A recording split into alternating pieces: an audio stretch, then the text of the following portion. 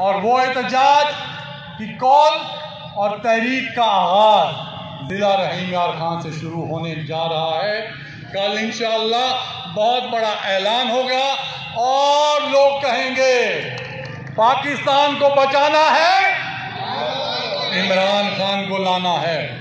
आप देखेंगे हमारे इंतज़ामात मुकम्मल हो चुके हैं और पूरा रहीम यार खान जाग चुका है। मैं शुक्रगुज़ार हूँ अपनी तमाम तंजीम का, तमाम साथियों का, मेरे MPAs, मेरे MNAs और तमाम दोस्त अहबाब, मेरी बहनें और हमारी डिस्ट्रिक्ट प्रेसिडेंट साहिमा तारिक साहिबा का और तहसील की सारी ओहदेदारान का मैं बहुत मशकूर हूँ।